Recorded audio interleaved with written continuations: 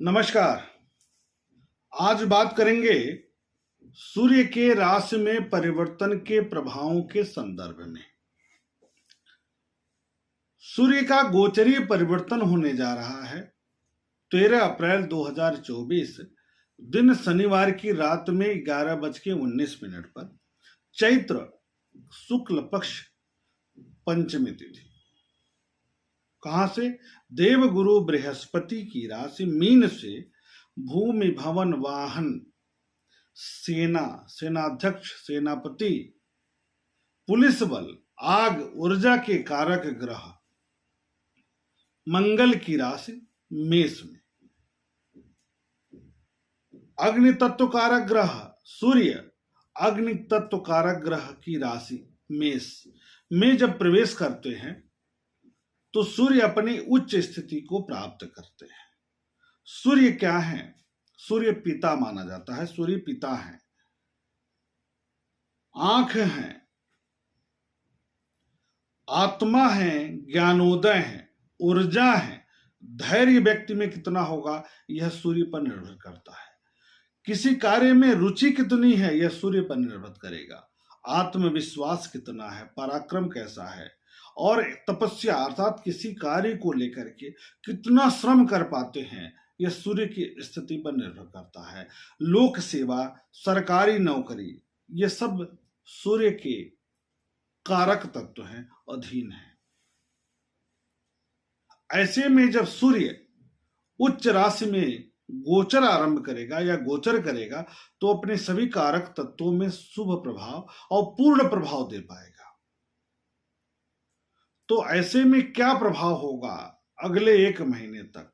क्योंकि 14 मई 2024 तक ये मेष राशि में रहकर अपना प्रभाव स्थापित करेंगे। जब ये देवगुरु बृहस्पति की राशि से निकलते हैं तो एक और स्थिति में परिवर्तन होता है। स्थिति में परिवर्तन यह होता है कि जब भी ये देवगुरु बृहस्पति की राशि में होते हैं तो खरमास होता है वह महीना, तो खरमास से निकलकर बाहर आ जाएंगे। ऐसे में विवाह आदि के लिए जो शुभ मुहूर्त है एक महीने से बंद पड़े थे वो आरंभ हो जाएंगे। यद्यपि आगे चलकर शुक्रास्त और गुरुवास्त होने के कारण विवाह लग्न कम है, फिर भी खरमास का समापन के साथ विवाह आदि के लिए मुहूर्त मिलने आरंभ हो जाते हैं। अब स्वतंत्र भारत की कुंडली के अनुसार थोड़ी बात कर लिया जाए तो स्वतंत्र भारत की कुंडली के अनुसार अगर लग्न के आधार पर देखा जाए तो सूर्य सुख के कारक होकर के व्यय भाव में जा रहे हैं, उच्च के हो रहे हैं। तो ऐसी स्थिति में सुख के संसाधनों पर खर्च बढ़ता है। Motor vehicle, construction, real estate से संबंधित कार्यों में प्रगति होती है। अंतर्राष्ट्रीय स्तर पर भारत के वर्चस्व में वृद्धि होगा। भारत के जो शत्रु हैं वो पराजित होंगे। शत्रुओं पर भारत की विजय की स्थिति बनेगी। अंतर्राष्ट्रीय समाज में भारत के वर्चस्व में वृद्धि होगा। विदेशी लाभ में वृद्धि की संभावना बनती हुई दिखाई दे रही है। अब हम बात करेंगे कि मेष से लेकर मीन तक किस प्रकार का प्रभाव स्थापित करेंगे सूर्य अपने उच्च राशि में रहकर। तो सबसे पहले मेष की बात करेंगे। तो मेष राशि वालों के लिए, मेष लग्न वालों के लिए पंचम के कारक हो जाते हैं। पंचम के कारक होकर के उच्च के हो जाएंगे।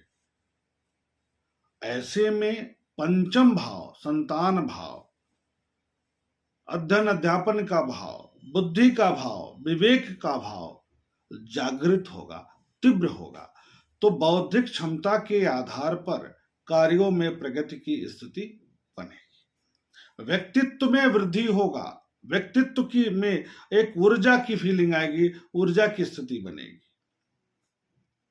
व्यक्तित्व में सार्थक एवं सकारात्मक परिवर्तन देखने को मिलेगा। अध्ययन अध्यापन के क्षेत्र से जुड़े लोगों के लिए समय अनुकूल रहेगा, सकारात्मक रहेगा। दाम्पत्य जीवन में तनाव अथवा विवाद की स्थिति उत्पन्न हो सकती है।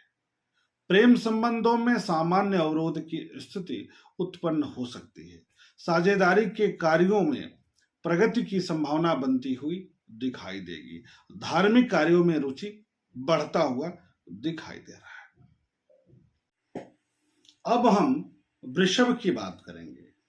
तो वृषभ के लिए सुख के कारक होकर के व्यय भाव पर गोचर करेंगे।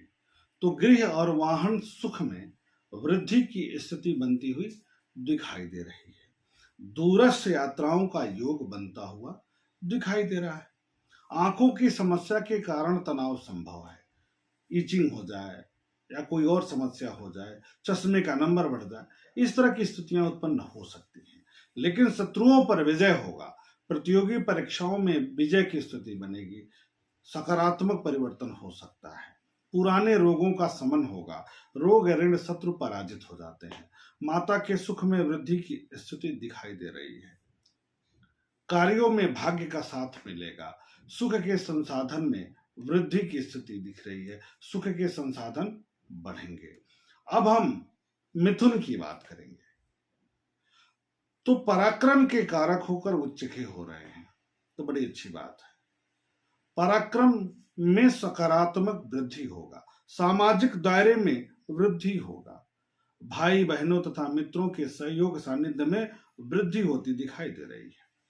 अध्ययन अध्यापन में सकारात्मक वृद्धि होगा। आर्थिक गतिविधियों में सकारात्मक सुधार दिख रहा है।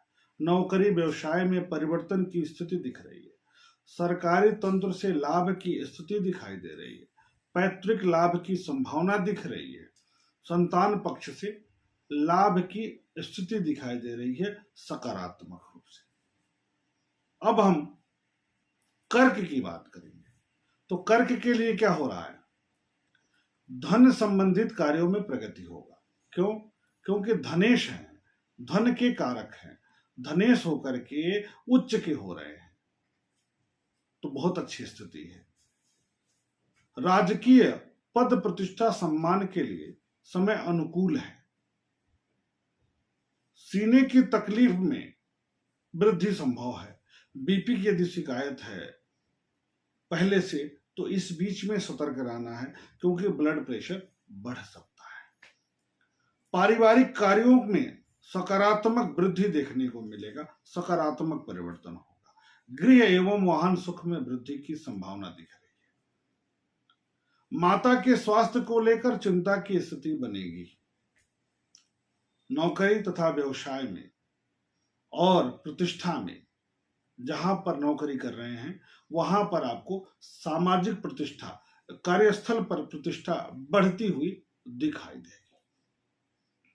पिता का सहयोग सानिध्य प्राप्त हो सकता है। सिंह राशि की बात करेंगे। तो सिंह राशि में मनोबल में उच्चता बनी रहेगी। लग्न राशि के कारक होकर भाग्य भाव में जा रहे हैं। स्वास्थ्य सुधरेगा। मनोबल ठीक रहेगा। पराक्रम बढ़ेगा। सामाजिक पद प्रतिष्ठा एवं प्रगति में वृद्धि होगी। सामाजिक परिस्थिति में सुधार होगा। कार्यों में भाग्य का साथ प्राप्त होगा। पिता के सुख सानिध्य में वृद्धि होगी। आर्थिक गतिविधियों में सुधार होगा। नौकरी, व्यापार, धन, व्यवसाय के क्षेत्र में प्रगति की संभावना बनेगी तथा सरकारी तंत्र से लाभ की स्थिति दिखाई दे रही है। कन्या की बात करेंगे। तो कन्या वालों के लिए क्या होगा? वाणी की तीव्रता में वृद्धि करेंगे, क्योंकि व्यय के कारक होते हैं, लेकिन अष्टम भाव पर जा रहे हैं, तो खराब बहुत नहीं करेंगे। खराब जहां करेंगे वह है वाणी का क्षेत्र। तीखा बोल सकते हैं आप। पारिवारिक विवाद कर सकते हैं। आंखों की समस्याएं हो सकती हैं। पारिवारिक कार्यों को लेकर के मन में तनाव रह सकता है।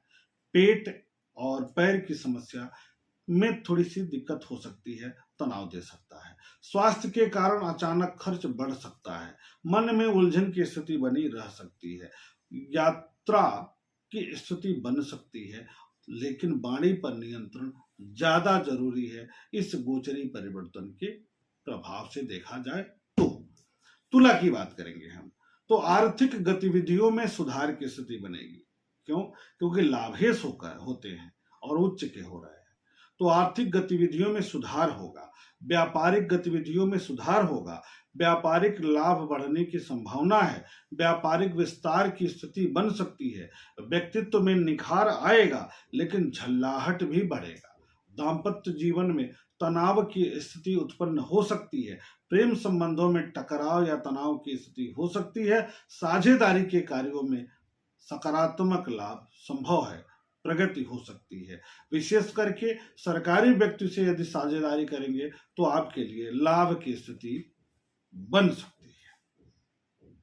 वृश्चिक की बात करेंगे, वृश्चिक राशि के लिए, वृश्चिक लग्न वालों के लिए क्या होगा, तो राज्य के कारक हो जाते हैं, नौकरी व्यवसाय के कारक हो जाते हैं और उच्च के हो रहे हैं, तो सामाजिक पद प्रतिष्ठा एवं सम्मान में वृद्धि करेंगे। नौकरी तथा व्यवसाय में परिवर्तन की स्थिति उत्पन्न कर सकते हैं।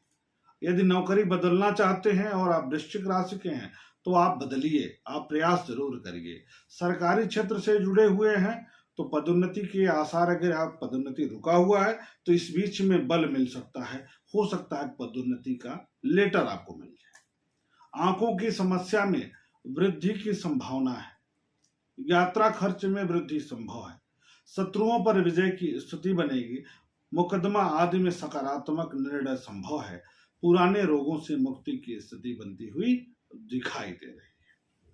अब हम धनु की बात करेंगे। धनु के लिए भाग्य के कारक हो जाते हैं, भाग्य के कारक होकर उच्च स्थिति में जा रहे हैं और पंचम में जा रहे हैं। भाग्य पंचम में जाए तो इससे अच्छी स्थिति नहीं होती है, तो बौद्धिक क्षमता के आधार पर प्रगति की संभावना बनती हुई दिखाई दे रही है। संतान पक्ष से शुभ समाचार प्राप्त हो सकता है, अध्ययन अध्यापन में रुचि बढ़ सकती है, आर्थिक गतिविधियों में सुधार होगा, कार्यों में भाग्य का साथ प्राप्त हो सकता है, राजनीति के क्षेत्र से जुड़े लोगों के लिए समय अनुकूल रहेगा, लेखन शक्ति में वृद्धि होगी, व्यापारिक विस्तार होना, सामाजिक दायरे में वृद्धि होना, बौद्धिक क्षमता के आधार पर कार्य में प्रगति होना, यह सब स्थितियां आपके जीवन में बढ़ती हुई दिखाई देगी। अब हम बात करेंगे मकर की, तो मकर के लिए अष्टम के कारक हो जाते हैं, अष्टम के कारक होकर उच्च के हो रहे हैं। ऐसे में सीने की तकलीफ में वृद्धि,